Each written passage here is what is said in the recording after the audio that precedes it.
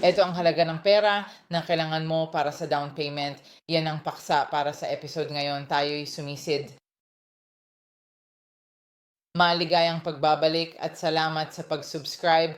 Sa video ngayon, tatalakayin natin ang down payment at pinagmumulan ng pondo.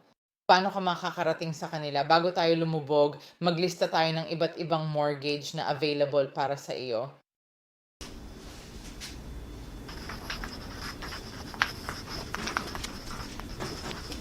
May mga pautang ng VA, FHA para sa tirahan. Meron din kaming tradisyonal at pangkomersyal na uri ng pautang para sa iba't ibang pangangailangan. Para simulan, pag-uusapan natin ang mga VA loans. Ang mga VA loan ay mga loan para sa mga veterano. Kaya kailangan mong maging veterano upang mag-qualify. Minimum na down payment ay 0%, isang magandang deal. Kung walang sapat na ipon, kailangan mong magbayad ng ilang bahagi ng gastusin para sa closing costs, pero madali itong maasikaso gamit ang mga credit card o bahagi ng iyong ipon. Para makakuha ng VA loan, dapat may credit score na hindi bababa sa 620, pero kapag 0% na down payment, kailangan magbayad ng VA fee. Pwede ito iwasan kung 5% down payment at may bahay na nagkakahalaga ng 100,000. Kung VA loan ang gagamitin, hindi na kailangan mag-alala sa down payment. Kung hindi gusto mag-alala sa pagbabayad ng bayad sa pondo ng VA, maglagay ng $5,000 na down payment, 5% ang halaga. Kaya yun ang isang kategorya. Ngayon ay magpapatuloy tayo sa FAS. Kaya ang FHA ay tumutukoy sa Federal Housing Administration at karaniwang mga pautang ito na magpapahintulot sa iyo na maglagay ng mga 3 hanggang 3.5% na down payment. Kung may ipon ka at nakahanap ng bahay na nagkakahalaga ng $100,000, kailangan mong maglagay ng $3,000 hanggang $3,500 bilang down payment. Ang kinakailangan para sa credit score ay karaniwang mas mababa. Kakailanganin mo ng 580 credit score. Kaya ang dahilan kung bakit ako nagpaparenta ng dalawang utang na ito sa itaas ay dahil upang magamit mo ang mga ito, kailangan mong manirahan sa property. Kailangan mong hanapin ang isang uri ng property na mayroong 1 hanggang 4 na pamilya sa isa sa kanila upang makuha ang iyong layunin. Pero sa VA loan, dapat manirahan sa property kahit ano mangyari. Kung plano bumili ng bahay para sa pang-invest, hanapin bahay na may 1/4 na pamilya at ikaw manirahan sa isa at upahan ng iba pa. Ganyang sitwasyon ay nag-a-apply sa mga FHA loan. Para sa mga FHAs, dapat manirahan sa bahay ng hindi bababa sa 1 taon. Bumili ng isang solong pamilya at doon na lamang tumira. Pagkatapos ng 1 taon ay lumipat ka na lamang o gawin ang parehong pamumuhunan sa isang bahay na kaya magpatira ng 1 hanggang 4 na pamilya sa isang istruktura. Pareho lang, ikaw nakatira sa isa tapos nagrerentahan mo ang 3. Ngayon, para sa tradisyonal at pabahay, tingin ko yun ang madalas naririnig natin. Kaya para sa uri ng pautang na ito, kailangan mo ng mga 20% na down payment. Kaya kung ang presyo ng iyong bahay ay $100,000, kailangan mong maglagay ng $20,000 para sa down payment ng iyong bahay. Ngayon, kung gusto mong pumunta at ang minimum credit score na kailangan mo para sa isang residential ay 620 din.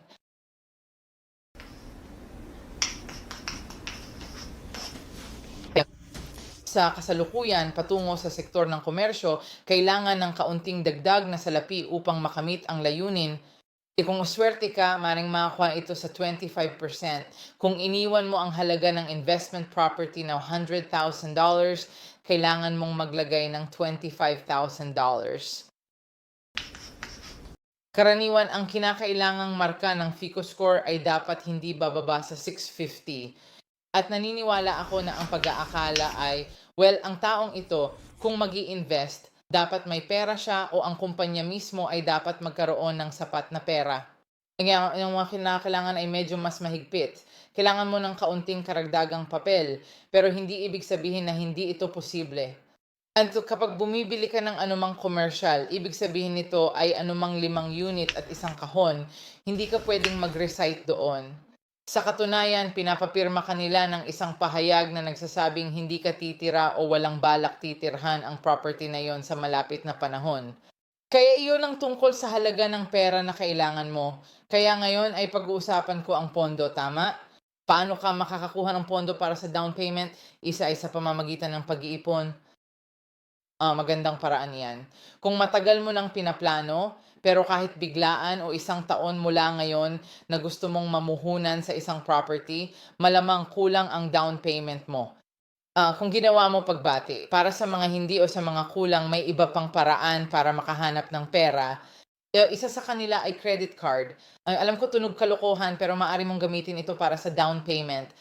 Kung hindi mo alam kung paano makuha ang pera mula sa credit card, narito ang isang link na maaari mong tingnan at sana'y makatulong ang video at nilalaman.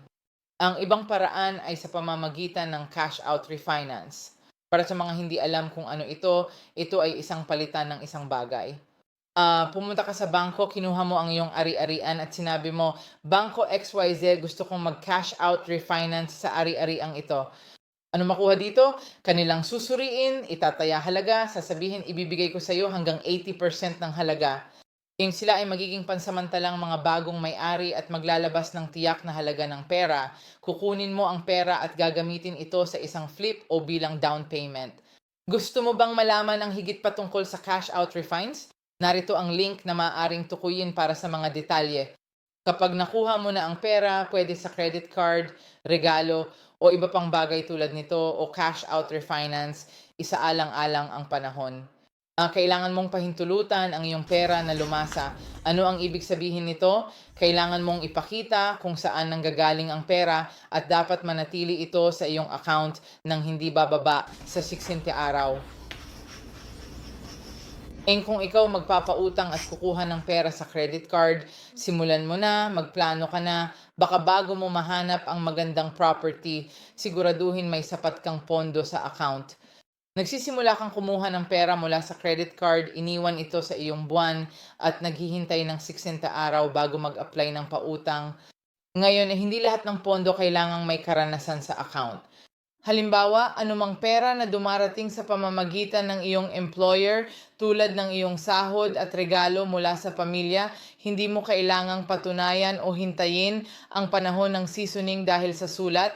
Maaari mong patunayan na ang perang ito ay lehitimo. Iyan ang pangunahing punto nito.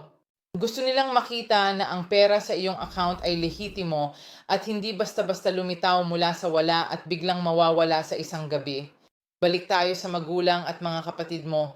Kung may nagbigay sa iyo ng pera, kailangan nilang maglabas ng sulat na nagsasabing binibigyan ka ni Lucy ng $10,000 bilang regalo. Ang taong ito maaaring gamitin ang pera bilang down payment. Huwag sabihin ang pagsasangla dahil ang bangko ay mag-iisip. Ibalik pera sa kaibigan o magulang at sa amin.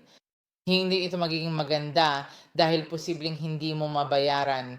Kaya kung natatanggap mo ang pera bilang regalo, siguraduhin may kasulatan na nagpapatunay na ito ay tunay na regalo. Gayunpaman, kailangan maghintay ng iyong mga kaibigan o pamilya ng 60 araw. Sila ang mga dapat magpakita ng ebidensya sa loob ng 60 na araw na yon. Gayunpaman, mayroong paraan upang i-quote-unquote i-bypass ito at iyon ay sa pamamagitan ng cash out refinance. Kung gagawa ka ng cash out refinance tama at agad mong gustong magbili, kailangan mo talagang maghintay ng 60 na araw na panahon bago mo ito magawa. Hindi ako sigurado kung ito para sa lahat ng mga bangko. Alam ko ginawa ko ito, pero ang trick ay ang kakayahan na gawin sa bangko. Para sa pagbili ng 17 na unit, kung ano ang ginawa ko at kung hindi mo alam, narito ang link para sa pagtukoy. Kaya't ang paraan na ginamit ng pautang sa akin ay ang kanilang pagiging handang maglabas ng pera o pondo para sa cash out refinance at pagkatapos ay sa parehong araw din isara ang pautang para sa pagpapautang ng property. Halimbawa, gusto kong bumili ng isang property na nagkakahalaga ng 100,000 pero kailangan kong maglagay ng 25% na down payment. Kaya yun ay 25K. Ibig sabihin kailangan kong magpautang para sa natitirang 75K. Iyong parehong nagpapautang ay handang mag-cash out refinance sa isa sa aking mga ari-arian at ibinigay ang pera para doon at ginawa ang paglilipat ng titulo para sa pagsasalarawan ng natitirang 75,000 at ito ay naipasara sa loob ng isang araw. Kaya kapag nangyari yun, hindi mo na kailangang maghintay na magsiso ng pera. Dahil sa kakayahan ng pautang na makita kung saan galing ang pera, kung manggagaling ito sa parehong bangko na nagbibigay ng pondo, wala nang silbi na patunayan mo ang pera at hayaan mo na lang itong nakaupo doon. Naalala ko na noong ginawa ko yon, ako ay talagang nagtatrabaho sa isang pagtatapos para sa isa pang 2, 3 araw at ang bangko ay okay sa pagkakaroon ng pera. Hindi hiningi na kailangang iwan ng pera sa account ko ng 60 araw. Naniniwala ako nasa bangko ito. Kung hindi mo alam, sabihin ko na alamin mo na lang, pumunta sa lender o mga lender at tanungin at ipaliwanag sa kanila ang iyong plano. Laging maging transparent sa kanila at sabihin, gusto ko mamuhunan sa property na ito, pero wala akong pera para sa down payment ngayon sa bank account. Kaya plano ko na mag-refinance ng cash. Gusto mo bang manatili ang pera sa aking account sa loob ng susunod na 60 araw o ganoon? Puwede ko bang ipakita kung saan galing ang pera at pagkatapos ay payagan mo na lang akong gamitin ito bilang down payment para sa property na gusto kong bilhin at malamang na okay sila doon. Kung hindi, magpatuloy na lang sa susunod na nagpapautang. Baka di maintindihan. Okay. May iba pang mga nagpapautang dito na maaaring mong gamitin at magtayo ng mga relasyon. Oo, yun na siguro ang lahat ngayon. Kung natagpuan mo ito ng kapakipakinabang, pakibahagi ang komento, i-like o mag-subscribe. Kung may kilala kang taong maaring gamitin ang impormasyon, isend ang video sa kanila at magkita tayo sa susunod na pagkakataon. Paalam.